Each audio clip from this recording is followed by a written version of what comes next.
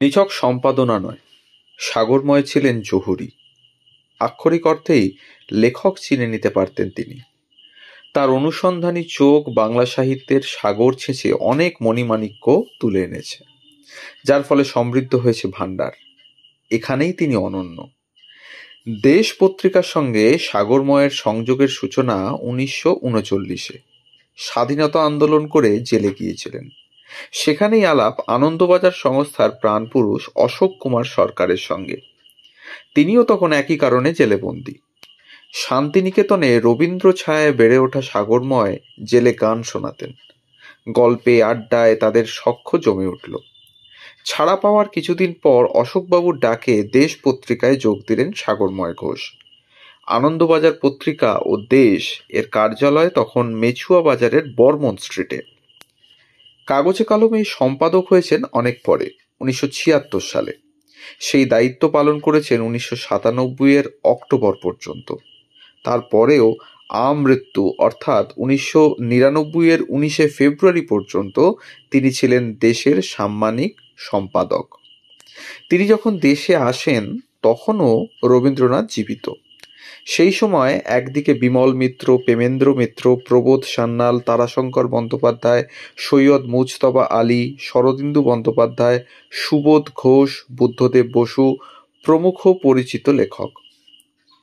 অন্যদিকে সময়ের সঙ্গে সঙ্গে সমরেশ বসু, শঙ্কর, সুনীল গঙ্গোপাধ্যায়, শক্তি চট্টোপাধ্যায়, শীর্ষেন্দু মুখোপাধ্যায়, সমরেশ মজুমদার, জয় গোস্বামীর মতো বহু লেখক কবিকে দেশের পাতায় পাঠকদের সঙ্গে পরিচয় করানো। দুটি সমান নিষ্ঠা এবং ঐকান্তিকতায় সম্পন্ন করেছেন সম্পাদক সাগরময়। জন্ম 1912 সালের 22শে জুন অধুনা বাংলাদেশের চাঁদপুরে। 6 ভাই ও 1 বোন। সাগরময় দ্বিতীয়। বাবা কালীমোহন ঘোষ ছিলেন রবীন্দ্রনাথের ঘনিষ্ঠ সহযোগী। তার উদ্যোগে গড়ে ওঠে শ্রীনিকেতন। কালীমোহনের পরিবার যখন শান্তিনিকেতনে চলে আসে, সাগরের তখন নিতান্ত শৈশব। শিক্ষার শুরু সেখানেই, পরিপূর্ণ রবীন্দ্র আবহে। পরে কলকাতা বিশ্ববিদ্যালয়। অগ্রজ শান্তিদেব ঘোষ ছিলেন রবীন্দ্রসঙ্গীতের উজ্জ্বল নক্ষত্র। সাগরময়ও সুকণ্ঠের অধিকারী ছিলেন, তবে লেখক সত্তার মতো গায়ক সত্তাকেও তিনি সামনে আনতে চাননি। জয় গোস্বামী বলেছেন, কোনো লেখকের ভিতরে যা সুপ্ত তাকে বের করে আনতে পারতেন সাগরদা। কেমন সেই অভিজ্ঞতা? জয় মনে করতেন তিনি কবিতায় কথা বলতে স্বচ্ছন্দ, গদ্য লিখতে ভারী অনীহা ছিল তার।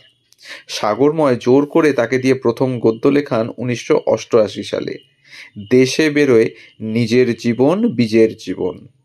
শারদীয় দেশ এ জয় লিখেছেন হৃদয়ে প্রেমের শীর্ষ। এছাড়াও 10টি সংখ্যায় লিখেছেন মনোরমের উপন্যাস। 1984 খ্রিস্টাব্দে তিনি আনন্দ পুরস্কার লাভ করেন। ডক্টর বিধানচন্দ্র রায়কে নিয়ে লেখা একটি পেরেকের কাহিনী গ্রন্থের জন্য কলকাতা বিশ্ববিদ্যালয় তাকে প্রথমবারের মতো নারায়ণ গঙ্গোপাধ্যায় পুরস্কারে ভূষিত করেন। 1986 খ্রিস্টাব্দে বিশ্বভারতী বিশ্ববিদ্যালয় তাকে সর্বোচ্চ সম্মাননা দেশিকোত্তমে ভূষিত করে। এই ছিল আজকের গল্প।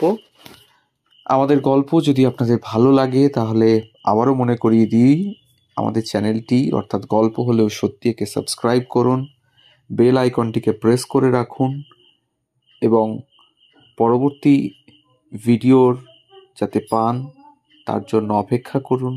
আমরা রোজ একটি করে ভিডিও পোস্ট করি, ঠিক সকাল 9টা থেকে 9:30-এর মধ্যে। সবাই ভালো থাকুন, সুস্থ থাকুন, এই কামনা করি। ধন্যবাদ।